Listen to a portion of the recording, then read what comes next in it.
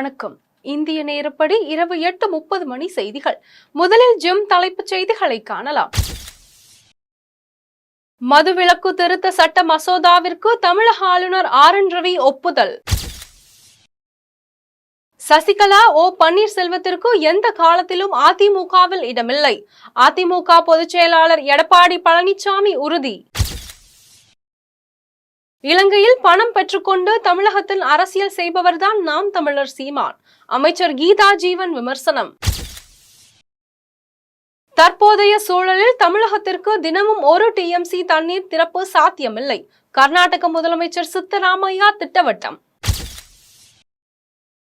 வழக்கிலிருந்து விடுவிக்க கோரிய செந்தில் பாலாஜியின் மனு மீதான உத்தரவு ஜூலை 16ஆம் தேதி பிறப்பிக்கப்படும். சென்னை முதன்மை அமர்வு நீதிமன்றம் அறிவிப்பு. இனி விரிவான செய்திகளை காணலாம். மதுவிலக்கு திருத்த சட்ட மசோதாவிற்கு தமிழக ஆளுநர் ஆர்.என். ரவி ஒப்புதல் அளித்துள்ளார். கள்ளக்குறிச்சி, கருணாபுரம், மாதவச்சேரி, சேஷசமுத்திரம் ஆகிய பகுதிகளில் கடந்த 19ஆம் தேதி விஷசாராயம் குடித்த 229 பேர் உடல்நலம் பாதிக்கப்பட்டனர். அவர்கள் கள்ளக்குறிச்சி, சேலம் அரசு மருத்துவக் கல்லூரி மருத்துவமனைகளிலும் புதுச்சேரி ஜிப்மர் மருத்துவமனையிலும் சிகிச்சைக்காக அனுமதிக்கப்பட்டனர். ஆனால் சிகிச்சை பலனின்றி அடுத்தடுத்து பலர் உயிரிழந்தனர். தற்போது வரை 66 பேர் உயிரிழந்துள்ளனர். விஷசாராயம் சம்பவம் தொடர்பாக CBCID காவல்துறையினர் விசாரணை நடத்தி வருகின்றனர். கள்ளக்குறிச்சி விஷசாராயம் விவகாரம் தொடர்பாக மொத்தம் 21 பேரை காவல்துறையினர் கைது செய்துள்ளனர். தமிழகத்தில் விஷசாராய சம்பவங்கள் எதிர்காலத்தில் நடைபெறாமல் இருக்க கடும் நடவடிக்கை எடுக்கப்படும் என்று முதலமைச்சர் மு.க. ஸ்டாலின் சட்டசபையில் தெரிவித்தார். மேலும் அவர் இது தொடர்பாக விரிவான விளக்கமும் அளித்தார். இதையடுத்து தமிழக அரசு விஷசாராயத்தை அறவே ஒழிக்கும் வகையில் 1937ஆம் ஆண்டு மதுவிலக்கு சட்டத்தில் திருத்தம் செய்துள்ளது. அந்த சட்ட திருத்த மசோதாவை முதலமைச்சர் மு.க. ஸ்டாலின் கடந்த மாதம் 29ஆம் தேதி சட்டசபையில் தாக்கல் செய்தார். அதில் கள்ளச்சாராயம் உள்ளிட்ட போதை வழக்கு குற்றவாளிகளுக்கு வழங்கப்படும் சிறப்பு தண்டனை மற்றும் அபராத தொகைகள் அதிகரிக்கப்பட்டுள்ளன. அதன்படி கள்ளச்சாராயம் விற்றால் ஆயுள் தண்டனை வழங்கவும் ரூபாய் 10 லட்சம் அபராதம் விதிக்கவும் வழிவகை செய்யப்பட்டுள்ளது. இந்த சட்ட திருத்த மசோதா உறுப்பினர்களின் விவாதத்திற்கு பின் சட்டசபையில் நிறைவேறியது. இந்த சட்டம் 2024ஆம் ஆண்டு தமிழ்நாடு மதுவிலக்கு திருத்த சட்டம் என்று அழைக்கப்படும் என்று அறிவிக்கப்பட்டுள்ளது. சட்டசபையில் நிறைவேற்றப்பட்ட இந்த மசோதா உடனடியாக ஆளுநருக்கு அனுப்பி வைக்கப்பட்டது. இந்நிலையில் கள்ளச்சாராயத்தை முற்றிலும் ஒழிக்கும் வகையில் கடுமையான தண்டனைகள் விதிப்பதற்காக நிறைவேற்றப்பட்ட மதுவிலக்கு திருத்த சட்ட மசோதாவிற்கு ஆளுநர் ஆர்.என். ரவி ஒப்புதல் அளித்துள்ளார். ஆளுநர் ஒப்புதல் அளித்துள்ள நிலையில் இந்த சட்டம் விரைவில் அரசாணையாக வெளியிடப்பட்டு பின்னர் அரசிதழில் அறிவிக்கப்பட்டு உடனடியாக நடைமுறைப்படுத்தப்படும் என தெரிவிக்கப்பட்டுள்ளது. சசிகலா, ஓ பன்னீர்செல்வத்திற்கு எந்த காலத்திலும் அதிமுகவில் இடமில்லை என்று அதிமுக பொதுச் செயலாளர் எடப்பாடி பழனிசாமி தெரிவித்துள்ளார். நாடாளுமன்ற மக்களவை தேர்தல் தோல்வி தொடர்பாக சென்னை ராயப்பேட்டையில் உள்ள அதிமுக தலைமை அலுவலகத்தில் 3வது நாளாக அரக்கோணம், தஞ்சை தொகுதிக்கு உட்பட்ட அதிமுக நிர்வாகிகளுடன் அக்கட்சியின் பொதுச் செயலாளர் எடப்பாடி பழனிசாமி ஆலோசனை நடத்தி வருகிறார். இந்த ஆலோசனை கூட்டத்தில் அரக்கோணம் மக்களவை தொகுதியில் அதிமுக தோல்வி அடைந்தது குறித்து நிர்வாகிகளுடன் விவாதிக்கப்பட்டது. அப்போது கட்சி தலைமை யாருடன் கூட்டணி வைக்கலாம் என கேட்ட நிலையில் நாம் தமிழர் கட்சியுடன் கூட்டணி வைத்தால் நன்றாக இருக்கும் என கட்சி நிர்வாகிகள் பலரும் கருத்து தெரிவித்துள்ளனர். அதே வேளையில் பாமகவுடன் கூட்டணி வைத்திருந்தாலும் அரக்கோணம் போன்ற தொகுதிகளில் வெற்றி பெற்றிருக்க முடியும் என்றும் நிர்வாகிகள் தெரிவித்துள்ளனர். மேலும் சசிகலா, ஓ பன்னீர்செல்வம், TTV தினகரன் உள்ளிட்டோரை அதிமுகவில் மீண்டும் சேர்க்க வேண்டும் என சில நிர்வாகிகள் தெரிவித்தனர்.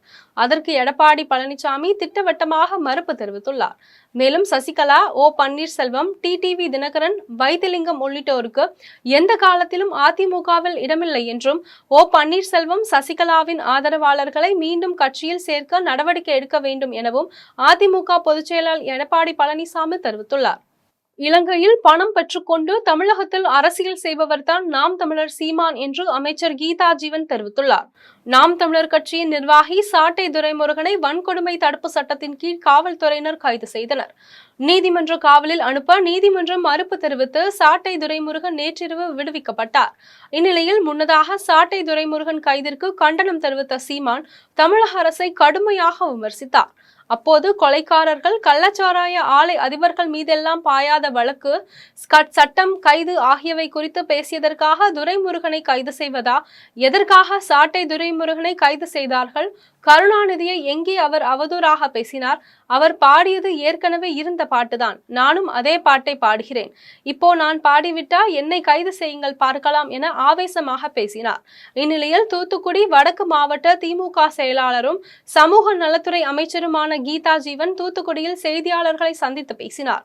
அப்போது மறைந்த முத்தமிழறிஞர் கலைஞர் குறித்து சீமானின் பேச்சை திமுக வன்மையாக கண்டிக்கிறது எனவும், தலைவர் கலைஞர் குறித்து தமிழ் மக்கள் நன்கு அறிவர் எனவும், தமிழ் மொழிக்கு செம்மொழி அந்தஸ்து பெற்று தந்தவர், இளைஞர்களுக்காக முதல் தலைமுறை பட்டதாரி திட்டம், கல்வி கடன் ரத்து, நுழைவுத் தேர்வு ரத்து, கணினி கல்வி வளர்ச்சி என அவர் கொண்டு வந்த திட்டங்களை சொல்லிக்கொண்டே போகலாம் என்று தெரிவித்த அவர், தனிப்பட்ட முறையில் தவறான சொற்களை பயன்படுத்தி நாம் தமிழர் சீமான் பேசுவது சட்டம் ஒழுங்கு பிரச்சனையை உருவாக்கும் வகையில் அமைகிறது எனவும், இது ஏற்கத்தக்கதல்ல, நடைமுறைக்கு சாத்தியமில்லாத அடுக்கு மொழியில் பேசி தமிழ் சமூகத்தை தவறாக வழிநடத்த முயற்சிக்கிறார் என்றும், கட்சி நடத்த எங்கிருந்து அவர் பணம் வாங்குகிறார் என அவர் அனைவருக்கும் தெரிந்த வாய்ப்புள்ளது என்றும், இலங்கை தமிழர் பிரச்சனையை முன்னிறுத்தி உலக அளவில் நன்கொடையை பெற்று வருகிறார் எனவும் அமைச்சர் கீதா ஜீவன் தெரிவித்தார். மேலும் தமிழ்நாட்டில் திமுக எதிர்ப்பை காட்டிக் கொள்வதற்காக திமுகவையும் தலைவரையும் அவதூறாக பேசுவதாக தெரிகிறது எனவும், சீமான் நாக்கை அடக்கி வாசிக்க வேண்டும், அரசியல் அரைவேக்காடு தனமாக பேசக்கூடாது, அரசியல் முதிர்ச்சி இல்லாத தலைவராக நாம் தமிழர் சீமான் தெரிகிறார் எனவும் அமைச்சர் கீதா ஜீவன் தெரிவித்துள்ளார். தற்போதைய சூழலில் தினமும் ஒரு டிஎம்சி தண்ணீர் திறப்பு சாத்தியமில்லை என்று கர்நாடக முதலமைச்சர் சித்தராமையா தெரிவித்துள்ளார். காவிரி நீர் ஒழுங்காற்று குழுவின் 99வது கூட்டம் டெல்லியில் நடைபெற்றது. அதில் கர்நாடகா, தமிழ்நாடு, புதுச்சேரி மாநிலங்களின் பிரதிநிதிகள் கலந்து கொண்டனர். இந்த கூட்டத்தின் முடிவில் ஜூலை 31ஆம் தேதி வரை தினமும் தமிழகத்திற்கு 1 டிஎம்சி தண்ணீர் திறந்துவிட காவிரி நீர் ஒழுங்காற்று குழு உத்தரவிட்டுள்ளது. தமிழகம் மற்றும் கர்நாடக மாநிலங்களின் வாதங்களை கேட்ட பிறகு இந்த உத்தரவை பிறப்பித்துள்ளது. இந்நிலையில் சித்தராமையா செய்தியாளர்களை சந்தித்து பேசினார். அப்போது காவிரி ஒழுங்காற்று குழுவின் பரிந்துரையை எதிர்த்து மேல்முறையீடு செய்ய இருப்பதாக கர்நாடக அரசு முடிவெடுத்துள்ளது. மேலும் கர்நாடக அணைகளில் சராசரியாக காட்டிலும் சுமார் 28% நீர் குறைவாக உள்ளது எனவும், நீர் குறைவாக உள்ளதை காவிரி மேலாண்மை ஆணைய ஒழுங்காற்று குழு கூட்டத்தில் வெளிப்படுத்தினோம் என்றும், ஆனால் காவிரி ஒழுங்காற்று குழு தினமும் 1 டிஎம்சி தண்ணீர் திறக்க உத்தரவிட்டுள்ளது. தற்போதுள்ள சூழலில் தினமும் 1 டிஎம்சி தண்ணீர் திறப்பது சாத்தியமில்லை எனவும், காவிரி ஒழுங்காற்று குழுவின் முடிவை எதிர்த்து மேல்முறையீடு செய்ய முடிவு செய்யப்பட்டுள்ளது என்றும், தற்போதைக்கு கர்நாடகா அணைகளுக்கு என்ன நீர்வரத்து உள்ளதோ அதை திறந்து விடுகிறோம் எனவும் கர்நாடகா முதலமைச்சர் சித்தராமையா தெரிவித்துள்ளார். வழக்கிலிருந்து விடுவிக்க கோரி செந்தில் பாலாஜி தாக்கல் செய்த மனு மீதான உத்தரவு ஜூலை 16ஆம் தேதி பிறப்பிக்கப்படும் என சென்னை முதன்மை அமர்வு நீதிமன்றம் அறிவித்துள்ளது. சட்டவிரோத பண பரிமாற்ற தடை சட்ட வழக்கிலிருந்து விடுவிக்க கோரிய மனு மீதான உத்தரவை தள்ளி வைக்க கோரிய செந்தில் பாலாஜியின் மனு தள்ளுபடி செய்து சென்னை முதன்மை அமர்வு நீதிமன்றம் உத்தரவிட்டுள்ளது. சட்டவிரோத பண பரிமாற்ற தடை சட்ட வழக்கில் இருந்து விடுவிக்க கோரி தாக்கல் செய்த மனு மீதான உத்தரவை தள்ளி வைக்க கோரி முன்னாள் அமைச்சர் செந்தில் பாலாஜி தரப்பில் சென்னை முதன்மை அமர்வு நீதிமன்றத்தில் மனு தாக்கல் செய்யப்பட்டது. போக்குவரத்து துறையில் வேலை வாங்கி தருவதாக கூறி மோசடி செய்ததாக தொடரப்பட்டு சிறப்பு நீதிமன்றத்தில் நிலுவையில் உள்ள மோசடி வழக்கு விசாரணை முடியும் வரை விடுவிக்கக்கூடிய மனு மீதான உத்தரவை தள்ளி வைக்க மனுவில் கோரப்பட்டது. இந்நிலையில் இந்த மனு தள்ளுபடி செய்யப்பட்டுள்ளது. வழக்கிலிருந்து விடுவிக்க கோரி செந்தில் பாலாஜி தாக்கல் செய்த மனு மீதான உத்தரவு ஜூலை 16ஆம் தேதி பிறப்பிக்கப்படும் என அறிவிக்கப்பட்டுள்ளது. சட்டம் ஒழுங்கை சீர்குலைத்து பதற்றத்தை ஏற்படுத்த வேண்டுமென பாஜக செயல்படுகிறது என்று சென்னை தலைமை செயலகத்தில் முதலமைச்சரை சந்தித்த தொல் திருமாவளவன் தெரிவித்துள்ளார். சென்னை தலைமை செயலகத்தில் முதலமைச்சரை விடுதலை சிறுத்தைகள் கட்சியின் தலைவர் தொல் திருமாவளவன் சந்தித்து தமிழ்நாடு சட்ட ஒழுங்கின் நிலை குறித்து பேசினார். முதலமைச்சரை சந்தித்த பின் தொல் திருமாவளவன் செய்தியாளர்களை சந்தித்து பேசினார். அப்போது பகுஜன் சமாஜ் கட்சியின் மாநில தலைவர் ஆம்ஸ்ட்ராங்கின் படுகொலையில் கைது செய்யப்பட்டுள்ளவர்கள் மட்டுமின்றி இதனை திட்டமிட்டவர்கள், நடைமுறைப்படுத்திய கூலி கும்பல் உள்ளிட்ட அனைவரையும் கைது செய்ய வேண்டும் என முதலமைச்சரை வலியுறுத்தியுள்ளதாக தெரிவித்தார். மேலும் சட்டம் ஒழுங்கை சீர்குலைத்து பதற்றத்தை ஏற்படுத்த வேண்டுமென பாஜக செயல்படுகிறது எனவும், ஆம்ஸ்ட்ராங் உயிரிழந்த சில நிமிடங்களில் பாஜகவை சேர்ந்தவர்கள் தான் பேட்டி கொடுத்தார்கள் எனவும், திமுக அரசுக்கு எதிராக பதற்றத்தை ஏற்படுத்த வேண்டும் என பாஜகவினர் எண்ணுகிறார்கள் என்று தொல் திருமாவளவன் தெரிவித்துள்ளார். இதனை நடைமுறைப்படுத்திய கூலி கும்பல் ஆகிய அனைவரையும் கைது செய்ய வேண்டும் என்று வலியுறுத்தியிருக்கிறோம். தமிழகத்தில் சட்டம் ஒழுங்கை சீர்குலைத்து ஒரு பதற்றத்தை ஏற்படுத்த வேண்டும் என்று சில அரசியல் கட்சிகள், சில அமைப்புகள் திட்டமிட்டு செயல்பட்டு வருகின்றன. குறிப்பாக பாரதிய ஜனதா கட்சிக்கு இந்த செயல் திட்டம் இருப்பதை அறிய முடிகிறது. ஆகவே ஆம்ஸ்ட்ராங் படுகொலையிலும் கூட ஒரு அரசியல் செயல் திட்டம் இருக்க வாய்ப்பு இருப்பதாக விடுதலை சிறுத்தைகள் கட்சி சந்தேகப்படுகிறது. ஆம்ஸ்ட்ராங் அவர்கள் உயிரிழந்த சில நிமிடங்களில் பாஜக கட்சியை சார்ந்த ஒருவர்தான் ஊடகங்களுக்கு பேட்டி கொடுத்தார். அவர் வைத்த கோரிக்கை தான் சிபிஐ விசாரணை. அவர்களின் அரசியல் செயல் திட்டம் என்பது திமுக அரசுக்கு எதிராக இங்கே ஒரு பதற்றத்தை ஏற்படுத்த வேண்டும், ஒவ்வொரு வாய்ப்பையும் பயன்படுத்தி சட்டம் ஒழுங்கை சீர்குலைக்க வேண்டும் என்பதாகத்தான் இருக்கிறது. பகுஜன் சமாஜ் கட்சியின் மாநில தலைவர் ஆம்ஸ்ட்ராங் படுகொலையை கண்டித்தும் உண்மை குற்றவாளிகளை கைது செய்ய வேண்டும் எனவும் வலியுறுத்தி திருவள்ளூரில் வழக்கறிஞர்கள் சாலை மறியல் போராட்டத்தில் ஈடுபட்டனர். கடந்த 5ஆம் தேதி உணவு டெலிவரி ஊழியர்கள் போல இருசக்கர வாகனத்தில் வந்த 6 பேர் கொண்ட மர்ம கும்பலால் பகுஜன் சமாஜ் கட்சியின் தமிழ்நாடு மாநில தலைவர் ஆம்ஸ்ட்ராங் வெட்டி படுகொலை செய்யப்பட்டதை கண்டித்து திருவள்ளூர் மாவட்ட ஒருங்கிணைந்த நீதிமன்ற நுழைவாயில் முன்பு வழக்கறிஞர் ஜெய்சுந்தர் தலைமையில் 100க்கும் மேற்பட்ட வழக்கறிஞர்கள் நீதிமன்றத்தை புறக்கணித்துவிட்டு சென்னை திருப்பதி தேசிய நெடுஞ்சாலையில் அமர்ந்து சாலை மறியலில் ஈடுபட்டனர். அப்போது ஆம்ஸ்ட்ராங் கொலை வழக்கில் உண்மையான குற்றவாளிகளை உடனடியாக கைது செய்ய வேண்டும் எனவும் வழக்கு விசாரணையை உடனடியாக சிபிஐக்கு மாற்ற வேண்டும் எனவும் வலியுறுத்தி கண்டன கோஷங்களை எழுப்பினர். இதில் வழக்கறிஞர்கள் லேமுவில் விஜய் பாபு, சுரேஷ், தேவா, சுரேஷ், சைமன், ராசா, ரெனிஸ், கோபிச்சந்திரன், அருணாச்சலம், நளினகுமார், சூர்யா, சாம், பிரபாகரன், சிலம்பரசன், பழனி, நாகராஜ் உட்பட பலர் கலந்து கொண்டனர். சமூக விரோதிகளால் திட்டமிட்டு படுகொலை செய்யப்பட்டார். இது சம்பந்தமாக உண்மை குற்றவாளிகளை தமிழக காவல்துறை இன்னும் கைது செய்யப்படவில்லை. ஆகவே அதை எதிர்த்தும் இந்த வழக்கினை சிபிஐக்கு மாற்றி விசாரிக்கும்படியும் இன்று எங்கள் நீதிமன்ற அனைத்து வழக்கறிஞர்கள் சார்பாக இன்று இந்த கண்டன ஆர்ப்பாட்டத்தை நடத்துகிறோம். ஆகவே தமிழக அரசும் காவல்துறையும் உடனடியாக அண்ணன் ஆம்ஸ்ட்ராங் அவர்களின் படுகொலை செய்த உண்மை குற்றவாளிகளை கண்டறிந்து விரைவாக கைது செய்யும் வரை இந்த தமிழ்நாட்டில் உள்ள அனைத்து வழக்கறிஞர்களும் போராட்டத்தை கைவிட மாட்டோம். கதை சொல்லும் போட்டியில் மாநில அளவில் 1ஆம் இடம் பிடித்த சிவகங்கை அரசு பள்ளி மாணவிக்கு பள்ளியில் பாராட்டு விழா நடைபெற்றது. சிவகங்கை மாவட்டம் சிவகங்கை காஞ்சிரங்கால் ஊராட்சி ஒன்றிய நடுநிலைப் பள்ளியில் 2ஆம் வகுப்பு படித்து வரும் மாணவி ஜெய்னிகா ஸ்ரீ என்பவர் தமிழக அரசால் நடத்தப்பட்ட கலை, பண்பாட்டு மற்றும் விளையாட்டு போட்டியில் கதை சொல்லும் போட்டியில் வட்டார அளவிலும் மாவட்ட அளவிலும் வெற்றி பெற்றார்.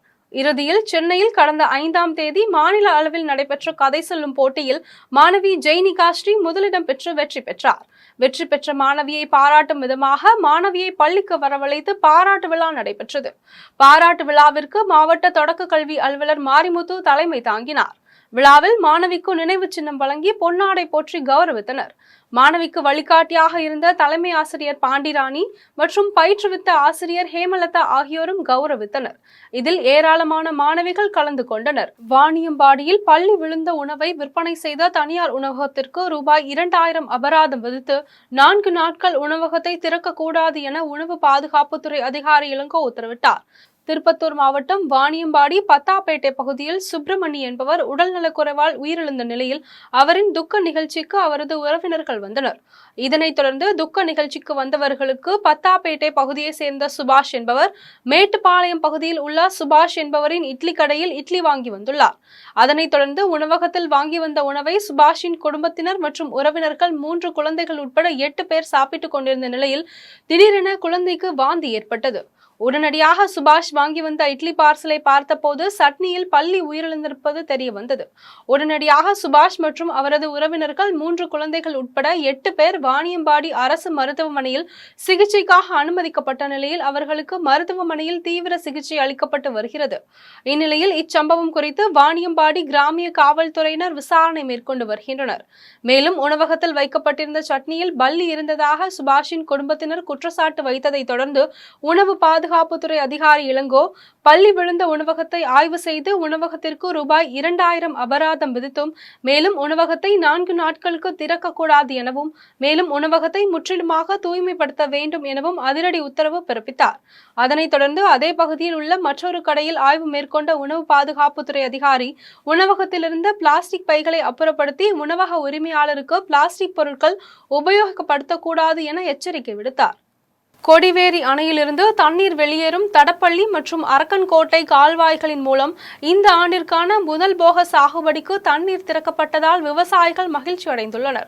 ஈரோடு மாவட்டம் பவானிசாகர் அணையிலிருந்து வெளியேறும் தண்ணீர் பவானி ஆற்றின் வழியாக கொடிவேரி தடுப்பணையை வந்தடைகிறது. இந்த கொடிவேரி தடுப்பணையிலிருந்து வெளியேறும் தண்ணீரால் தடப்பள்ளி மற்றும் அரக்கன்கோட்டை கால்வாய்களின் மூலம் சுமார் 24,000 ஏக்கர் நிலங்கள் பாசன வசதி பெறுகின்றது. இந்நிலையில் இந்த ஆண்டிற்கான முதல் போக பாசனத்திற்கு கொடிவேரி அணையின் பாசன நிலங்களுக்கு தண்ணீர் திறந்துவிட வேண்டுமென இப்பகுதி விவசாயிகள் தமிழக அரசிடம் வேண்டுகோள் விடுத்திருந்தனர். இதனை அடுத்து விவசாயிகளின் கோரிக்கையை ஏற்று முதல் போக பாசனத்திற்காக 100 நாட்கள் வரை தண்ணீரை திறந்துவிட நீர்வளத்துறை அதிகாரிகளுக்கு அரசு உத்தரவிட்டது. இதனை அடுத்து கொடிவேரி அணையிலிருந்து பாசனத்திற்காக தண்ணீர் திறந்துவிடப்படும் நிகழ்ச்சி நடைபெற்றது. கோபி கோட்டாட்சியர் கண்ணப்பன் தலைமையில் நடைபெற்ற நிகழ்ச்சியில் சிறப்பு அழைப்பாளராக மாநிலங்களவை உறுப்பினர் அந்தியூர் செல்வராஜ் கலந்து கொண்டு தண்ணீர் வெளியேறும் மதகுகளை திறந்து வைத்தார். நிகழ்ச்சியில் கொடிவேரி பாசன விவசாயிகள் சங்கத்தினர், நிர்வாகிகள் மற்றும் நீர்வளத்துறை அதிகாரிகள் பலரும் கலந்து கொண்டு கால்வாய் வழியாக வெளியேறிய தண்ணீருக்கு மலர்கள் தூவி மரியாதை செலுத்தினர். பல்லடம் அருகே பழைய பனியன் கழிவுகளை மறுசுழற்சி செய்யும் ஆலையில் ஏற்பட்ட தீ விபத்தில் 1 கோடி ரூபாய் மதிப்பிலான பனியன் துணி கழிவுகள் மற்றும் பனியன் ரோல்கள் எரிந்து சேதமடைந்தது. திருப்பூர் மாவட்டம் பல்லடம் அருகே கார்த்திக் என்பவர் பூமலூரில் கட்டிடத்தை வாடகைக்கு எடுத்து பழைய பனியன் துணிகள் சேகரிக்கும் குடோன் வைத்துள்ளார்.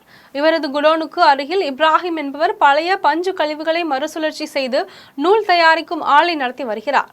இந்நிலையில் நூல் தயாரிக்கும் ஆலையில் ஏற்பட்ட திடீர் தீ விபத்தால் ஜன்னல் வழியாக அருகில் இருந்த பனியன் துணிகள் சேகரிக்கும் குடோனுக்கும் தீ பரவி பற்றி எரிய தொடங்கியது. இதுகுறித்து தகவல் அறிந்த சம்பவ இடத்திற்கு விரைந்து வந்த திருப்பூர் வடக்கு மற்றும் தெற்கு தீயணைப்பு துறை வீரர்கள் 3 மணி நேரமாக தண்ணீரை பீச்சி அடித்து தீயினை கட்டுக்குள் கொண்டு வந்தனர். இந்த தீ விபத்தில் குடோனில் வைக்கப்பட்டிருந்த சுமார் 1 கோடி ரூபாய் மதிப்பிலான பனியன் துணி கழிவுகள் மற்றும் பனியன் ரோல்கள் எரிந்து சேதமடைந்துள்ளது. இதுகுறித்து காவல்துறையினர் விசாரணை நடத்தி வருகின்றனர். வாலாஜாபாத் செங்கல்பட்டு சாலையில் புதிய ரெயின்போ எலக்ட்ரானிக்ஸ் ஷோரூமை முன்னாள் சட்டமன்ற உறுப்பினர் வாலாஜாபாத் பா கணேசன் திறந்து வைத்தார். காஞ்சிபுரம் மாவட்டம் வாலாஜாபாத் செங்கல்பட்டு சாலையில் சவுத் இந்தியன் பேங்க் அருகில் ரெயின்போ எலக்ட்ரானிக்ஸ் புதிய ஷோரூமை உத்திரமேரூர் முன்னாள் சட்டமன்ற உறுப்பினரும் அதிமுக அமைப்பு செயலாளருமான வாலாஜாபாத் கணேசன் திறந்து வைத்து முதல் விற்பனையை துவக்கி வைத்தார். இங்கு வீட்டிற்கு தேவையான பர்னிச்சர்கள், மொபைல் போன்கள், சார்ஜர், ப்ளூடூத், பீரோ, கட்டில் உள்ளிட்ட திருமண சீர்வரிசை பொருட்களும் விற்பனை செய்யப்படுகிறது. வாடிக்கையாளர்களின் தேவைக்கு ஏற்ப தவணை முறையில் பொருட்களை வாங்கி செல்வதற்கு ஏற்பாடு செய்யப்பட்டுள்ளது. மேலும் இங்கு சென்னையில் வாங்கக்கூடிய விலைக்கே பொருட்கள் விற்பனை செய்யப்படுகிறது. மேலும் புதிய கடையின் திறப்பு விழாவை முன்னிட்டு தள்ளுபடி விலையில் பொருட்கள் விற்பனை செய்யப்படுகிறது. நிகழ்ச்சியில் ஆசூர் ஊராட்சி மன்ற தலைவர் சசிகலா, தேவானந்த் உள்ளிட்ட அதிமுக நிர்வாகிகள் மற்றும் அரசியல் பிரமுகர்கள், சமூக ஆர்வலர்கள் என ஏராளமானோர் கலந்து கொண்டனர். நிகழ்ச்சிக்கு வருகை தந்த அனைவரையும் சூர்யா சுரேந்தர் வரவேற்று சால்வை அணிவித்தார். ஆதிதிராவிடர் மேல்நிலை பள்ளியின் ஆதிதிராவிடர் பெயரை நீக்கிவிட்டு அரசு கல்வித்துறையுடன் இணைக்க முனைப்பு காட்டி வரும் தமிழக அரசை கண்டித்து தேனி மாவட்டம் கம்பத்தில் அகில இந்திய ஃபார்வர்டு பிளாக் கட்சியினர் மற்றும் ஆதிதிராவிடர் பள்ளி பாதுகாப்பு குழுவினர் கண்டன ஆர்ப்பாட்டத்தில் ஈடுபட்டனர். தேனி மாவட்டம் கம்பம் உத்தமபுரத்தில் அமைந்துள்ள அரசு கல்லர் ஆதிதிராவிடர் மேல்நிலை பள்ளியின் ஆதிதிராவிடர் பெயரை நீக்கிவிட்டு அரசு பள்ளி என பெயர் மாற்றம் செய்வதை கண்டித்து தேனி, திண்டுக்கல், மதுரை மாவட்டங்களில் செயல்படும் பள்ளிகளை ஒருநாள் புறக்கணிப்பு செய்து கல்லர் அகில இந்திய ஃபார்வர்டு பிளாக் கட்சியினர் மற்றும் ஆதிதிராவிடர் பள்ளி பாதுகாப்பு குழுவினர் ஆர்ப்பாட்டத்தில் ஈடுபட்டனர். ஆர்ப்பாட்டத்தில் கல்லர் சீரமைப்பு மற்றும் ஆதிதிராவிடர் நலத்துறை பள்ளிகளை அரசு பள்ளி கல்வித்துறையுடன் இணைக்கக்கூடாது என வலியுறுத்தினர். இதனால் பள்ளியிலிருந்து மாணவர்களை ஆசிரியர்கள் வெளியேற்றினர். ஆர்ப்பாட்டத்தை தொடர்ந்து அகில இந்திய ஃபார்வர்டு பிளாக் கம்பம் ஒன்றிய செயலாளர் மகேஸ்வரன் செய்தியாளர்களை சந்தித்து பேசினார். அப்போது நீதியரசர் சந்துரு என்பவர் கள்ளர் மற்றும் ஆதிதிராவிடர் பெயர் கொண்ட பள்ளிகளை அரசு பள்ளி கல்வித்துறையுடன் இணைக்க கோரியதை இந்த அரசு ஏற்றுக்கொண்டு தற்போது பெயர் மாற்றம் செய்து பள்ளி கல்வித்துறையுடன் இணைக்க முனைப்புடன் செயல்பட்டு வருகிறது என்றும் இதை தமிழக அரசு கைவிட வேண்டும் என்றும் இல்லை என்றால் தொடர்ந்து பல்வேறு போராட்டங்கள் நடைபெறும் என்றும் ஒன்றிய செயலாளர் மகேஸ்வரன் தெரிவித்தார். இன்னைக்கு கம்பம் உத்தமபுரம் அரசு கல்லர் பள்ளியில மாணவர்கள் வகுப்பு புறக்கணிக்கும் போராட்டத்தை நாங்கள் முன்னெடுத்திருக்கோம். இன்னைக்கு அரசு கல்லர் பள்ளிகளை பள்ளி கல்வித்துறையோட இணைக்க கூடாது அப்படின்ட்டு இது 3ஆம் கட்டம் போராட்டமே. முதல் கட்டமா ஜேடி அலுவலகத்துல மதுரையில முற்றுகையிட்டோம். 2ஆம் கட்டமா நீதியரசருடைய அந்த அறிக்கையை உசிலம்பேட்டில் தீயிட்டு கொளுத்தினோம். இப்போ 3ஆம் கட்டம் போறோம்னா தேனி, திண்டுக்கல், மதுரை 3 மாவட்டத்திலையும் நாங்கள் இந்த வகுப்பு புறக்கணிக்க போராட்டத்தை முன்னெடுத்திருக்கோம். இதற்கு கம்பம் பகுதியில் பார்த்தீங்கன்னா அனைத்து பெற்றோர்களும் வந்தாங்க. நாங்கள் இந்த விஷயத்தை எடுத்து சொல்லி அவங்களும் நல்ல ஒத்துழைப்பு கொடுத்து இன்னைக்கு மாணவர்கள வகுப்பு புறக்கணிச்சிட்டாங்க. இதை தொடர்ச்சியா அந்த போராட்டம் தொடரும். தமிழக அரசாங்கம் அரசு கல்லர் பள்ளிகளையும் ஆதி திராவிட நல பள்ளிகளையும் கவர்மெண்டோட இணைக்கணும் அப்படின்னு சொல்லி இந்த ஓய்வு பெற்ற நீதியரசர் சந்துரு அறிக்கையின் படியில வேலை பார்க்கறாங்க. அதனை நாங்கள் வன்மையாக கண்டிக்கிறோம். பண்ருட்டியில் பகுஜன் சமாஜ் கட்சியின் மாநில தலைவர் ஆம்ஸ்ட்ராங்கை சமூக விரோதிகள் வெட்டி படுகொலை செய்ததை கண்டித்து புரட்சி பாரதம் கட்சியின் சார்பில் கண்டன ஆர்ப்பாட்டம் நடைபெற்றது. கடலூர் மாவட்டம் பண்ருட்டி பேருந்து நிலையத்தின் பின்புறம் இந்திரா காந்தி சாலையில் புரட்சி பாரதம் கட்சியின் வடக்கு மாவட்ட பொருளாளர் வழக்கறிஞர் நடராஜன் தலைமையில் பகுஜன் சமாஜ் கட்சியின் மாநில தலைவர் ஆம்ஸ்ட்ராங்கை சமூக விரோதிகள் வெட்டி படுகொலை செய்ததை கண்டித்து கண்டன ஆர்ப்பாட்டம் நடைபெற்றது. ஆர்ப்பாட்டத்தில் சிறப்பு அழைப்பாளராக வடக்கு மாவட்ட செயலாளர் பால வீரவேல் கலந்து கொண்டு கண்டன உரையாற்றினார். ஆர்ப்பாட்டத்தில் பகுஜன் சமாஜ் கட்சி மாநில தலைவர் ஆம்ஸ்ட்ராங் படுகொலை செய்த குற்றவாளிகளை உடனே கைது செய்ய வேண்டும், வழக்கினை சிபிஐக்கு மாற்றிட வேண்டும், பட்டியலின தலைவர்களுக்கு போதிய பாதுகாப்பு வழங்கிட வேண்டும், கைகூலி குற்றவாளிகளை கண்டறிந்து குண்டர் சட்டத்தில் கைது செய்திட வேண்டும், தமிழகத்தில் தலித் தலைவர்களுக்கு சரியான பாதுகாப்பு வழங்கிட வேண்டும் என்பன உள்ளிட்ட பல்வேறு கோரிக்கைகளை வலியுறுத்தினர். சென்னை மேடவாக்கம் லயன்ஸ் கிளப் சங்கம் சார்பில் நடைபெற்ற விழாவில் சங்கத்தில் புதிய நிர்வாகிகள் தேர்வு செய்யப்பட்டனர். சென்னை அடுத்த கோவிலம்பாக்கத்தில் தனியார் திருமண மண்டபம் ஒன்றில் சென்னை மேடவாக்கம் லயன்ஸ் கிளப் சங்கம் சார்பில் புதிய நிர்வாகிகளை பணியமர்த்தும் விழா நடைபெற்றது. விழாவில் புதிய தலைவராக லயன் ஏ பார்த்தசாரதி, செயலாளராக லயன் ஜெகதீசன், பொருளாளராக லயன் சரவணன் ஆகியோர் புதிய தலைவராக தேர்ந்தெடுக்கப்பட்டுள்ளனர். விழாவில் ஏழை எளிய மக்களுக்கு அரிசியும், நன்றாக படித்த மாணவ மாணவிகளுக்கு உதவித்தொகையும் வழங்கப்பட்டது. நிகழ்ச்சியில் கோவிலம்பாக்கம் ஊராட்சி மன்ற துணைத் தலைவர் மணிமாறன், தணிகாச்சலம், கவியரசன், விக்கி, துரை, சந்துரு, கந்தன், சதீஷ்குமார், பிரபாகரன், அருள், செல்வநாதன் உட்பட பலர் கலந்து கொண்டனர். விழாவில் கலந்து கொண்டவர்களுக்கு அறுசுவை உணவு வழங்கப்பட்டது. கோவை தெற்கு மாவட்டம் குறிச்சி சுந்தராபுரத்தில் பாஜக மாநில தலைவர் அண்ணாமலையை கண்டித்து காங்கிரஸ் கட்சியினர் கண்டன ஆர்ப்பாட்டத்தில் ஈடுபட்டனர். தமிழ்நாடு காங்கிரஸ் கமிட்டி தலைவர் செல்வ பெருந்தகையை அவதூறாக பேசி வரும் பாஜக மாநில தலைவர் அண்ணாமலையை கண்டித்து குறிச்சி சுந்தராபுரத்தில் கோவை தெற்கு மாவட்ட காங்கிரஸ் கமிட்டி சார்பில் கண்டன ஆர்ப்பாட்டம் நடைபெற்றது. ஆர்ப்பாட்டத்திற்கு கோவை தெற்கு மாவட்ட காங்கிரஸ் கமிட்டி தலைவர் NK பகவதி தலைமை தாங்கினார். ஆர்ப்பாட்டத்தை மாநில துணைத் தலைவர் கந்தசாமி தொடங்கி வைத்தார்.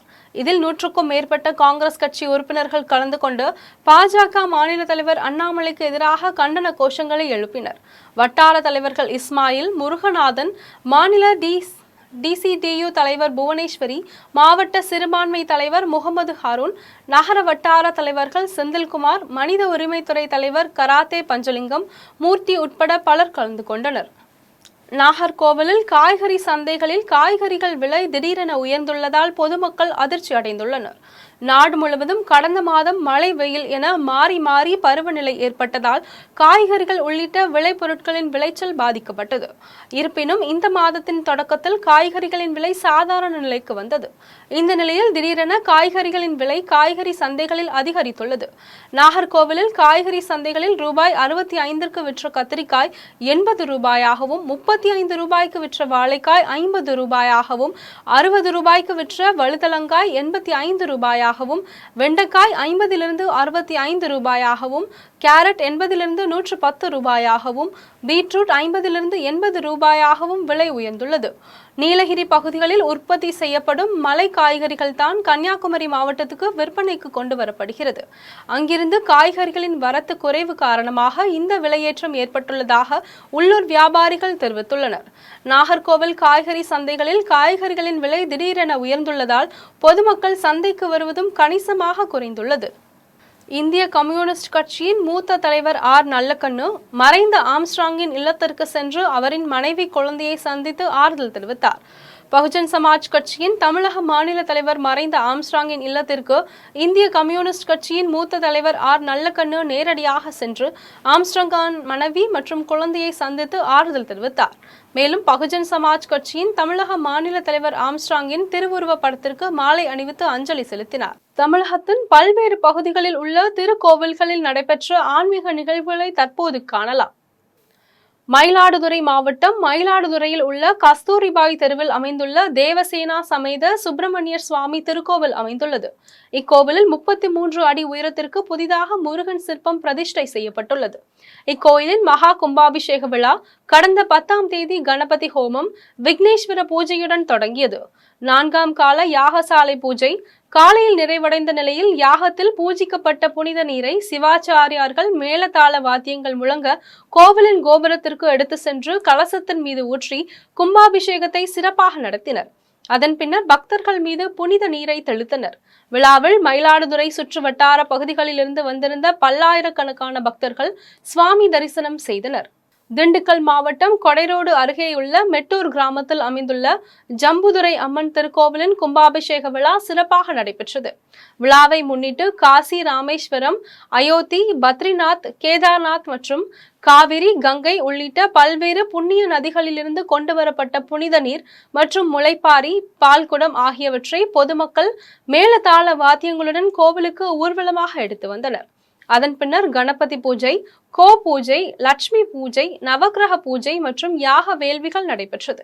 அதன் பின்னர் யாகத்தில் பூஜிக்கப்பட்ட புனித நீரை நரசிம்ம சீனிவாச சர்மா சுவாமிகள், சிவாச்சாரியார் சுரேஷ் ஆகியோர் மேளதாள வாத்தியங்கள் முழங்க கோவிலின் கோபுரத்திற்கு எடுத்து சென்று கலசத்தின் மீது ஊற்றி கும்பாபிஷேகத்தை சிறப்பாக நடத்தினர். அதனைத் தொடர்ந்து பக்தர்களின் மீது புனித நீரை தெளித்தனர். இதில் திண்டுக்கல், மதுரை, தேனி, சென்னை, மதுரை, கோவை, நெல்லை உள்ளிட்ட பல்வேறு பகுதிகளிலிருந்து ஆயிரக்கணக்கான பக்தர்கள் கலந்து கொண்டு ஜம்புதுரை அம்மனை வழிபட்டனர். விழாவிற்கான ஏற்பாடுகளை ஜம்புதுரை அம்மன் அறக்கட்டளை நிர்வாகிகள், விழா குழுவினர், கிராம கமிட்டியினர் சிறப்பாக செய்திருந்தனர். திருவண்ணாமலை நகரில் உள்ள உலக பிரசித்தி பெற்ற பஞ்சபூத ஸ்தலங்களில் அக்னி ஸ்தலமாகவும் நினைத்தாலே முக்தி அளிக்கும் ஸ்தலமாகவும் விளங்குகின்ற அருள்மிகு அருணாச்சலேஸ்வரர் திருக்கோவிலில் ஆணி திருமஞ்சனத்தை முன்னிட்டு 1000 கால் மண்டபத்தில் சிவாச்சாரியார்கள் பங்கேற்று சிவகாம சுந்தரி சமேத நடராஜ பெருமானுக்கு சிறப்பு அபிஷேகம் செய்து வேத மந்திரங்கள் முழங்க மகா தீபாராதனை நடத்தினர். அதனைத் தொடர்ந்து 1000 கால் மண்டபத்திலிருந்து சிவகாம சுந்தரி சமேத நடராஜ பெருமாள் திருக்கோவிலில் தெற்கு திசையில் அமைந்துள்ள திருமஞ்சன கோபுரம் வாசல் வழியாக திருக்கோவிலின் 4 மாட வீதிகளை சுற்றி வந்து பக்தர்களுக்கு காட்சியளித்தனர். இதில் ஆயிரக்கணக்கான பக்தர்கள் கலந்து கொண்டு சுவாமி தரிசனம் செய்தனர். வேலூர் கோட்டையில் உள்ள ஸ்ரீ ஜலகண்டேஸ்வரர் ஆலயத்தில் ஆணி திருமஞ்சனத்தை முன்னிட்டு ஸ்ரீ நடராஜர் மற்றும் சிவகாம சுந்தரி அம்பாளுக்கு தேன், பால், தயிர், சந்தனம், தயிர் உள்ளிட்ட பல்வேறு திரவ பொருட்களின் மூலம் சிறப்பு அபிஷேகம் நடைபெற்றது. அதனை அடுத்து சிறப்பு யாக வேள்விகள் நடைபெற்றது. இதனை அடுத்து நடராஜர், சிவகாம சுந்தரி அம்பாளுக்கு மலர் மாலைகள் மற்றும் வில்வ இலை மாலைகள் மூலம் சிறப்பு அலங்காரம் செய்யப்பட்டு மகா தீபாராதனைகள் நடைபெற்றது. மேலும் கோபுர தரிசனத்திற்கு பின்னர் ஸ்ரீ நடராஜர் மற்றும் சிவகாம சுந்தரி அம்பாளின் திருவீதி உலா நடைபெற்றது. இதில் திரளான பக்தர்கள் கலந்து கொண்டு சுவாமி தரிசனம் செய்தனர். காஞ்சிபுரம் மாநகராட்சிக்கு உட்பட்ட நாராயணபாளையம் தெருவில் அமைந்துள்ள ஸ்ரீ நவசக்தி செல்வ விநாயகர் ஆலயத்தின் மகா கும்பாபிஷேகத்தை முன்னிட்டு கடந்த புதன் அன்று மகா கணபதி ஹோமம், நவகிரக ஹோமம், மகாலட்சுமி ஹோமம், வாஸ்து சாந்தி, கும்ப அலங்காரம் மற்றும் யாகசாலை பூஜைகள் நடைபெற்றது. அதனைத் தொடர்ந்து சிவாச்சாரியார்கள் யாகத்தில் பூஜிக்கப்பட்ட புனித நீரை கோவிலின் கோபுரத்திற்கு எடுத்து சென்று கலசத்தின் மீது ஊற்றி கும்பாபிஷேகத்தை சிறப்பாக நடத்தினர். அதன் பின்னர் பக்தர்களின் மீது புனித நீரை தெளித்தனர். அதனைத் தொடர்ந்து செல்வ விநாயகருக்கு அபிஷேக ஆராதனைகள் நடைபெற்றது.